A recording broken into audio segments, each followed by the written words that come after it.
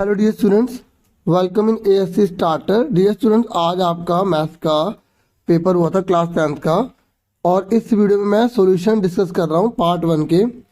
और मैं आपको बता दूं कि ये बेसिक का है सॉल्यूशन, और अगर आप स्टैंडर्ड का देखना चाहते हैं तो आप चैनल में जाकर देख सकते हैं। बाकी मैं कोशिश करूँगा कि आपको डिस्क्रिप्शन में दे दूँ, नहीं तो आप यूट्यूब पर सर्च कर ले, मैथमेटिक्स स्टैंडर्ड सॉल्यूशन लिखेंगे, एएससी स्टार्टर चैनल का नाम लिखेंगे तो वीडियो आराम से आपको मिल जाएगी। ठीक है डियर स्टूडेंट्स, अब मैं स्टार्ट कर रहा हूँ बेसिक का बताने।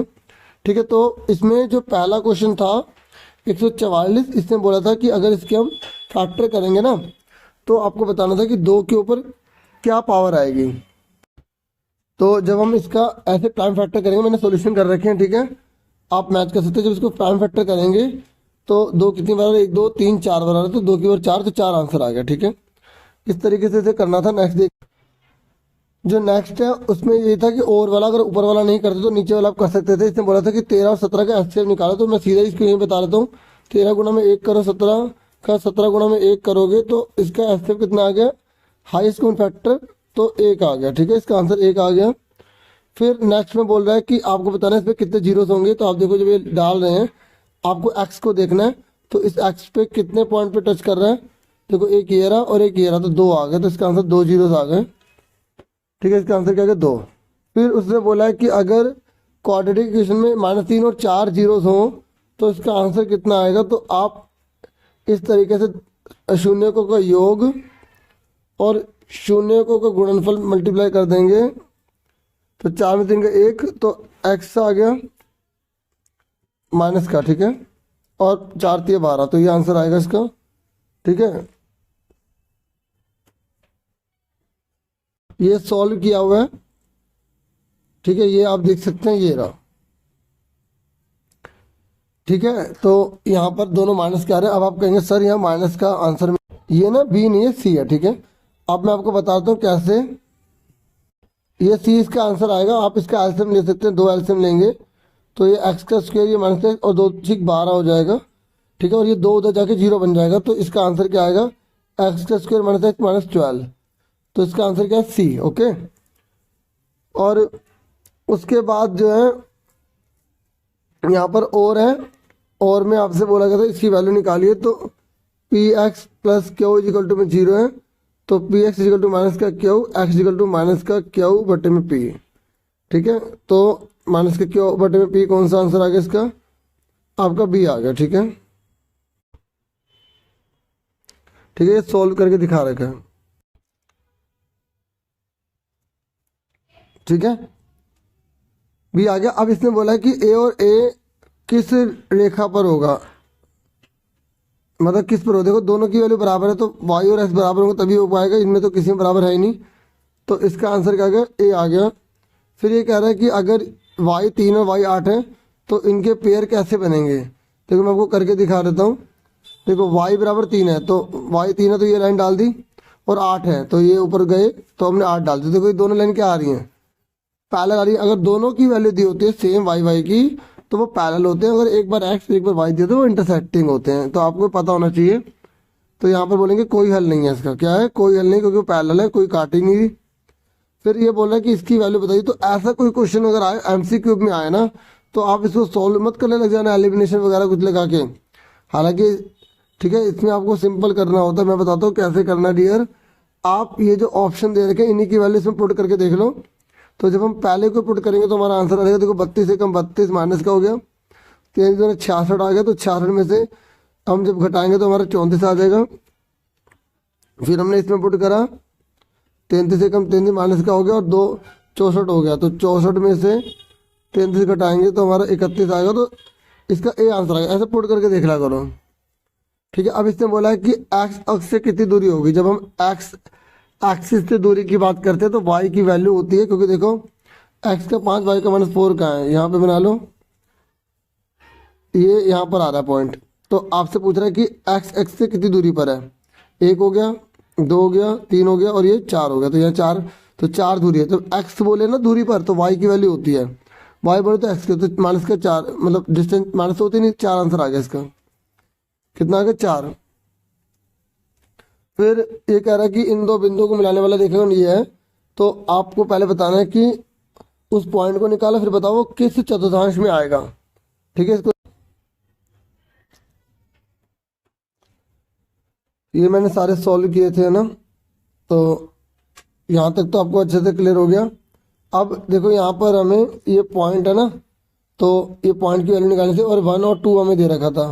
तो m1 x2 m2 x1 m1 m2 का फॉर्मूला लगा दिया, तो 1 × 3 कर दिया, ठीक है, और 2 × 7 कर दिया, तो 17/3 आ गया। और दूसरे का कितना आ गया, देखो हमने 1 × 4 कर दिया, ठीक है, और 2 × -6 कर दिया। तो यहाँ पर हम देखेंगे तो 4 आ गया, 6 दूनी 12, 12 में से माइनस के 8 आ गया, माइनस की रकम बढ़ी है, माइनस का आ गया। तो आप देखेंगे प्लस माइनस आ रहा है, प्लस माइनस किस में होता है, एक्स का प्लस वाई का माइनस, तो फोर्थ में होता है, तो फोर्थ आ गया इसका आंसर। ठीक है, और अगर आप और वाला करना चाहते हैं तो आपको डिस्टेंस फॉर्मूला यहाँ लगाना है, दूरी सूत्र लगाना है और आंसर इसका निकालना है। तो ये डिस्टेंस फॉर्मूला लगा दिया, ये रूट जाके स्क्वायर बन गया, और 16 जाके माइनस हो गया, 9 का रूट कितना होता है, 3 होता है, 25 में 16 का, ठीक है, 9 का रूट 3 आ जाएगा। फिर हमसे ये बोला गया कि आप ए क्यू की वैल्यू निकालिए, ए क्यू की वैल्यू निकालिए। तो देखो ए बी हमें कितना दे रखा है, यहाँ पे 6 दे रखा है, बी सी कितना दे रखा है, हमें 8 दे रखा है, पी क्यू हमें कितना दे रखा है, पी क्यू हमें दे रखा है 4। ठीक है, तो हम इसको देखो, ये 4 का डबल आ रहा है 8, ठीक है, तो यहाँ पर क्या होगा, इसका डबल होगा ये। ठीक है, तो यहाँ 3 आंसर आ गया, कितना आ गया, 3 आ गया। ठीक है, तो 3 आंसर इसका हो जाएगा ये।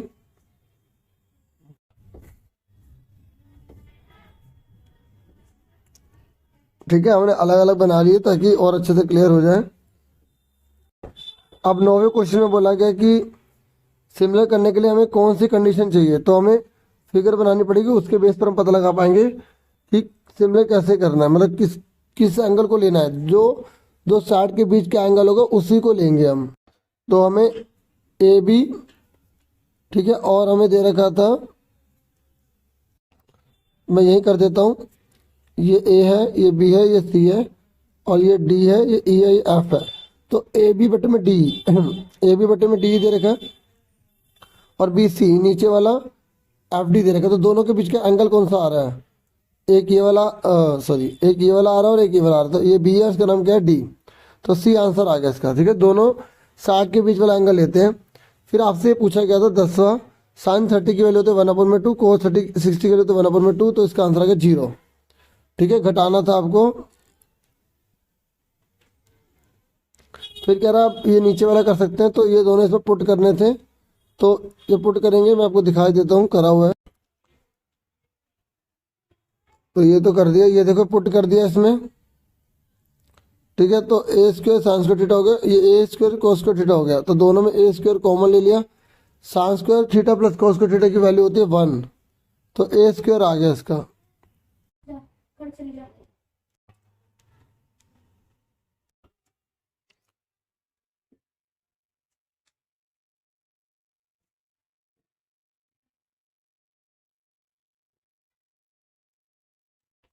तो इसका आंसर डी हो गया। उसके बाद आपसे यहाँ पर ये पूछा गया है, और एंगल ए की वैल्यू आपको पता लगानी है। तो देखो साइन 2a लिखा है, तो साइन 2a, साइन 2a, तो tan 45 की वैल्यू 1 होती है, तो 1 के ऊपर स्क्वायर लगा दिया।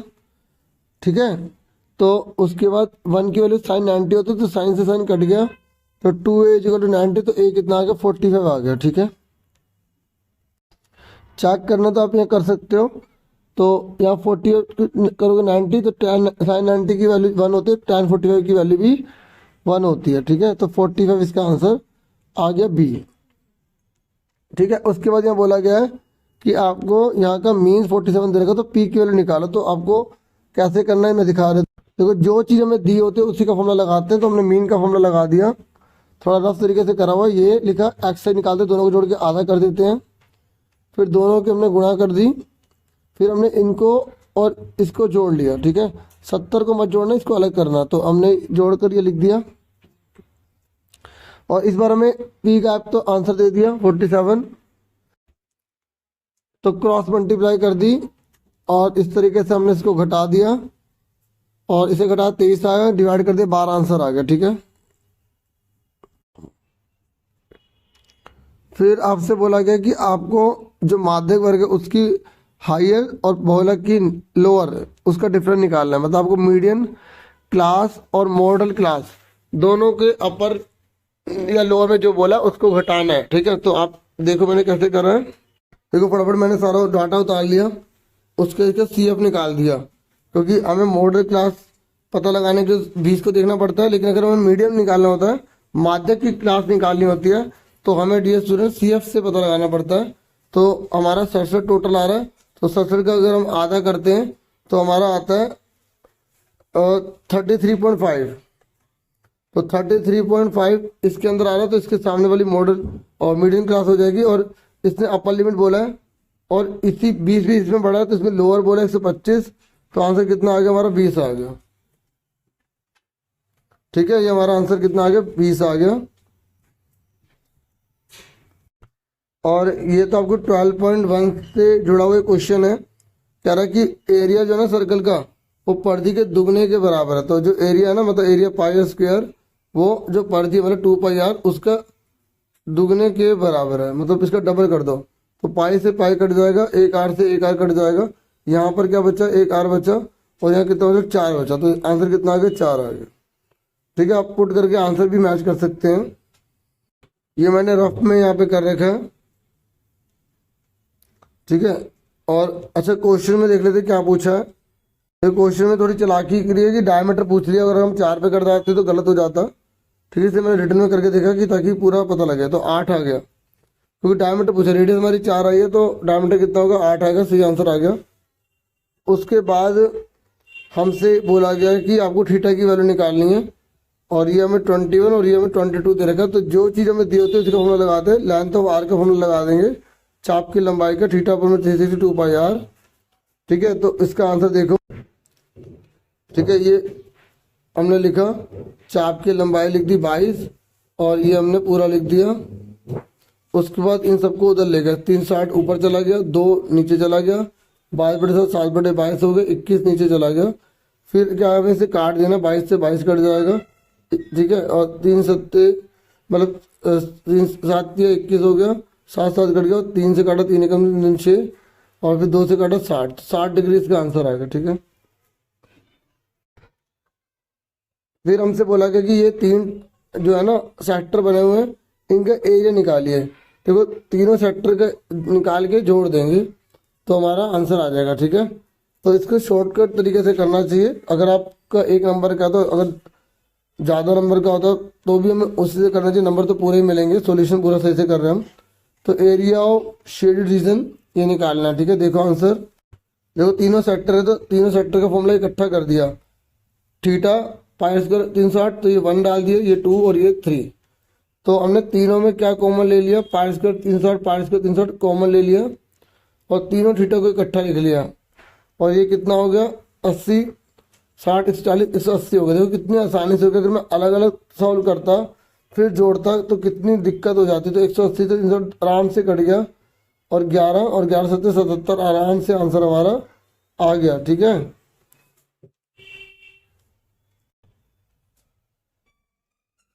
तो देखिए मैंने आपको सेक्शन 1 करवा दिया है, और सेक्शन 2 के सॉल्यूशन आएंगे तो मैं उसी समय आपको सॉल्व करवा दूंगा। ठीक है, थोड़ा सा टाइम को ध्यान में रखते हुए इसलिए मैं सिर्फ आपको पार्ट 1 ही करवा पाया हूँ। ठीक है डियर स्टूडेंट्स, और ये तो आपके बुक का था, आपने करा ही होगा इसको।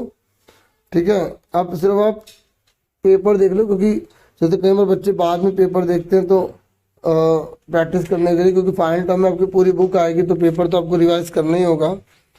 ठीक है, तो इसलिए सिर्फ इस वीडियो में आगे मैं पेपर दिखा रहा हूँ, और आप चाहे तो कुछ और काम करना चाहे कर सकते हैं, देखना चाहे तो आप देख सकते हैं। ठीक है, ये आंसर जो आप इस पर टिक लगे इसको आप वेरीफाई मत मारना, ये आंसर नहीं है। ठीक है, जो मैंने अभी आपको 16 तक समझाया है वही आंसर अभी तक जो मैंने पूरे अच्छे से करवाया, वेरीफाई करवा दिए। ठीक है, डियर आप खूब मन लगा के पढ़ो अगर आपको लाइफ में सक्सेस पानी है। ठीक है, और slow and steady wins the race होता है। आप अगर शुरू से सही पढ़ते रहेंगे तो बाद में आप पर प्रेशर नहीं रहता, आपकी तैयारी बहुत अच्छी रहती है। लास्ट में हड़प डबड़ ऐसे कुछ होता है, और फिर दिक्कत बहुत आ जाती है डियर। अपने आप को हमेशा मोटिवेटेड रखो, किसी का वेट मत करो कि कोई मोटिवेट करेगा, कोई बोलेगा तो पढ़ेंगे। ठीक है, समझे मेरी बात। तो डियर अपना पूरा पूरा ध्यान रखना, खूब मन लगा के पढ़ाई करो। और आज के लिए इतना बहुत है। Thank you for watching and listening carefully. Take care dear students.